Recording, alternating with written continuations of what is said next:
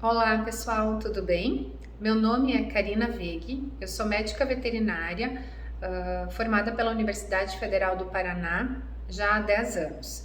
Eu atuo na Serra Gaúcha, atendendo pacientinhos, na área de endocrinologia e metabologia de cães e gatos.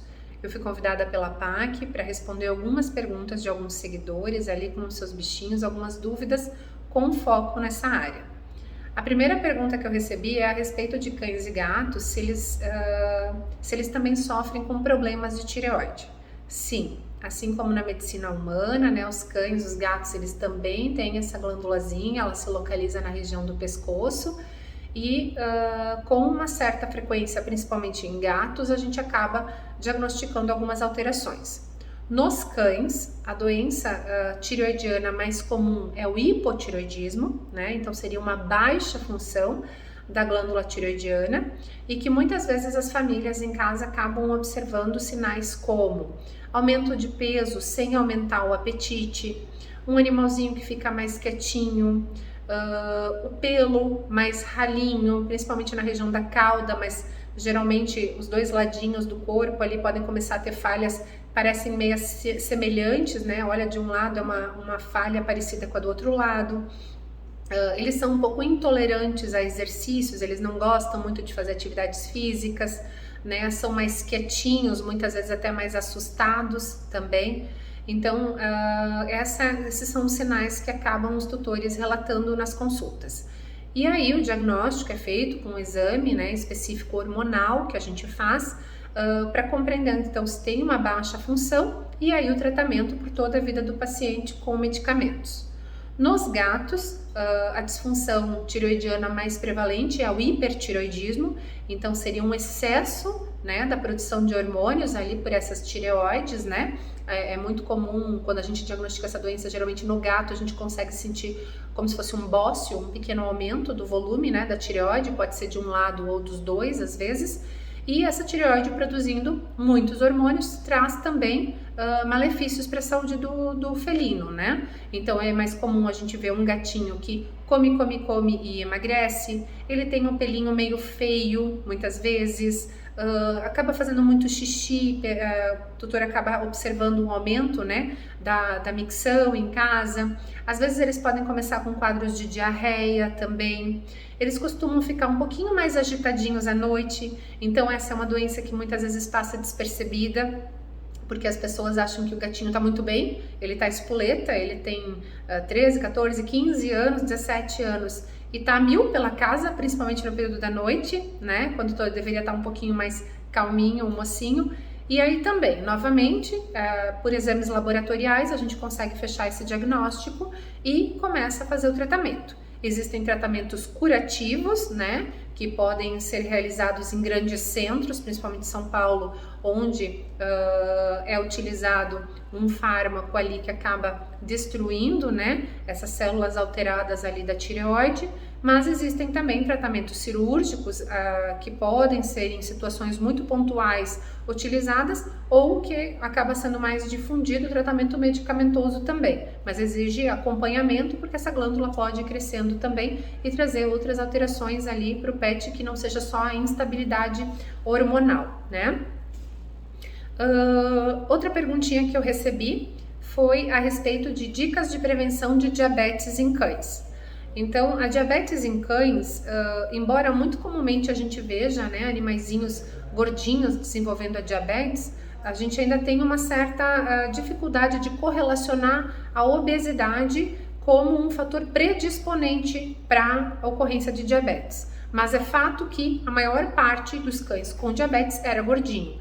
Então, a gente continua recomendando que cuide com a alimentação que fornece a seu pet, tem que ser uma alimentação de qualidade, equilibrada, em volumes adequados, O verso do pacote traz essa informação, quantas gramas por dia, não é por refeição, por dia esse pet vai receber.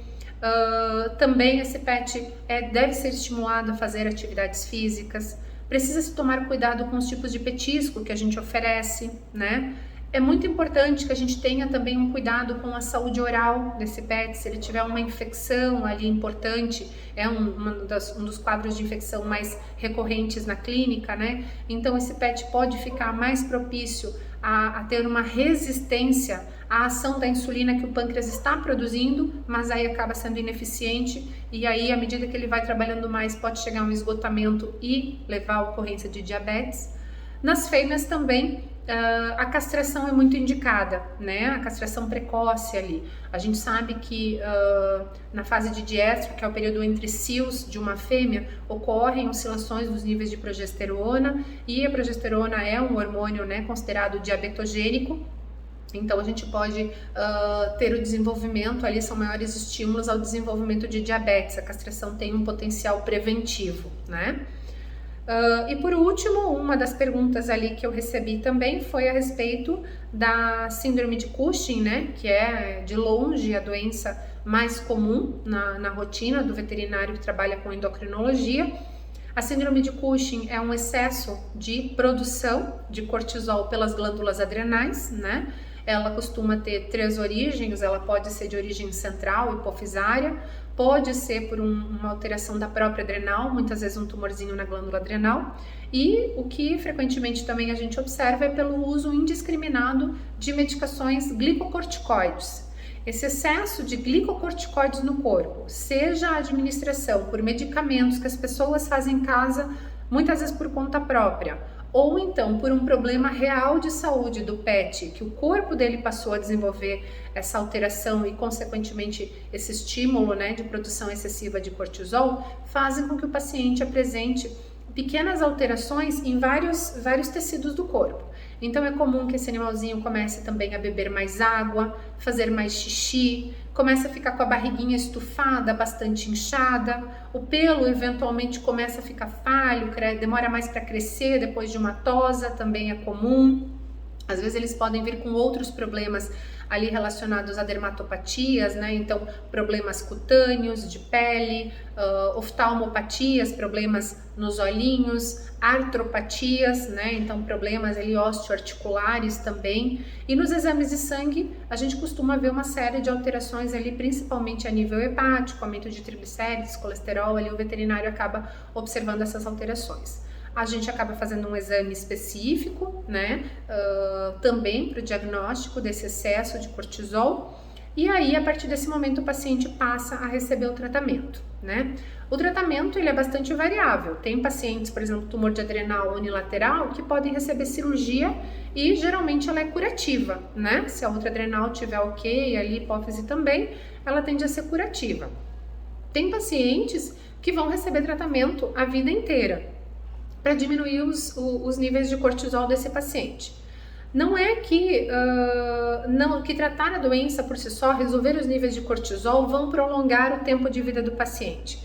Mas, tratando esse paciente, reduzindo os níveis de cortisol a uma faixa de normalidade, vamos dizer assim, esse paciente está menos propenso a riscos, complicações. As mais comuns que a gente tem nessa doença são o risco de tromboembolismo, né, como se fossem pequenos coágulos dentro dos vasos. Então, dependendo da região que ele se deslocar e fixar ali, a gente pode ter uma emergência e às vezes a gente pode vir a perder de forma iminente um paciente, né. Nós temos risco de pancreatites, por exemplo, que são inflamações importantes do pâncreas que geram muita dor, alterações gastrointestinais, colocam a vida do pet em risco. Nós temos também muito comumente na clínica quadros de hipertensão arterial.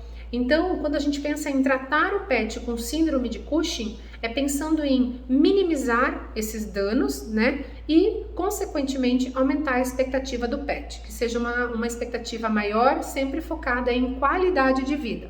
Menos idas ao veterinário, menos emergências, menos quadro de dor. Acho que é isso, essas foram as perguntas que eu recebi, né? Mas eu fico à disposição da PAC, dos seguidores da PAC, e se alguém precisar, é só me contatar. Um abraço, até mais!